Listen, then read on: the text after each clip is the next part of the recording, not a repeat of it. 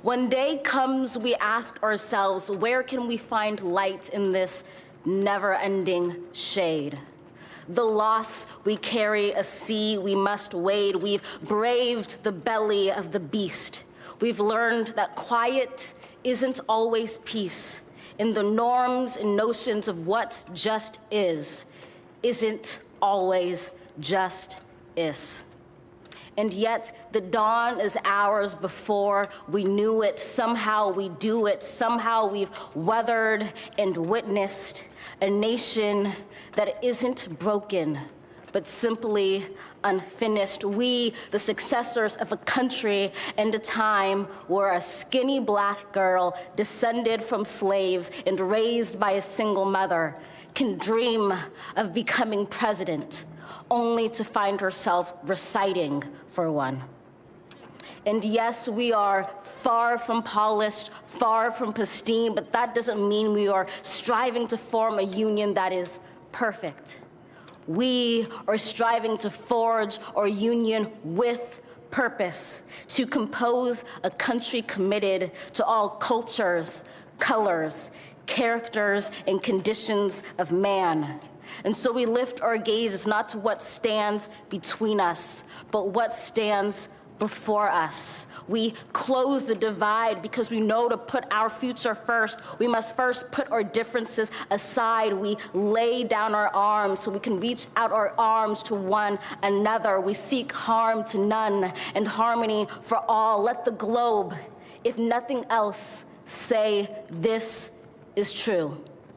That even as we grieved, we grew, that even as we hurt, we hoped, that even as we tired, we tried, that we'll forever be tied together, victorious, not because we will never again know defeat, but because we will never again sow division. Scripture tells us to envision that everyone shall sit under their own vine and fig tree, and no one shall make them afraid.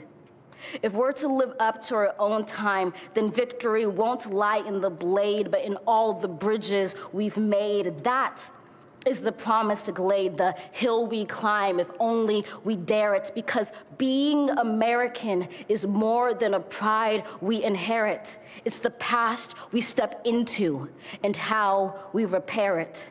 We've seen a force that would shatter our nation rather than share it, would destroy our country if it meant delaying democracy. And this effort very nearly succeeded. But while democracy can be periodically delayed, it can never be permanently defeated. In this truth, in this faith we trust, for while we have our eyes on the future, history has its eyes on us. This is the era of just redemption. We feared it at its inception. We did not feel prepared to be the heirs of such a terrifying hour, but within it we found the power to author a new chapter, to offer hope and laughter to ourselves. So, while once we asked, how could we possibly prevail over catastrophe? Now we assert, how could catastrophe possibly prevail over us?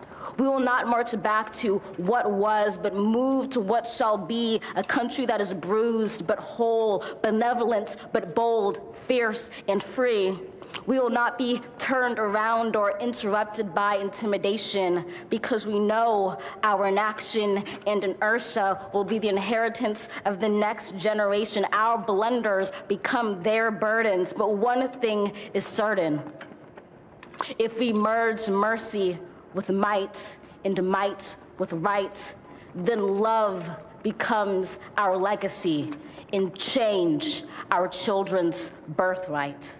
So let us leave behind a country better than the one we were left. With every breath from my bronze-pounded chest, we will raise this wounded world into a wondrous one. We will rise from the gold-limbed hills of the West. We will rise from the wind-swept Northeast, where our forefathers first realized revolution. We will rise from the lake-rimmed cities of the Midwestern states. We will rise from the sun-baked South. We will rebuild, reconcile, and recover in every known nook of our nation, in every corner called our country, our people diverse and beautiful will emerge battered and beautiful. When day comes, we step out of the shade, aflame and unafraid. The new dawn blooms as we free it. For there is always light if only we're brave enough to see it, if only we're brave enough to be it.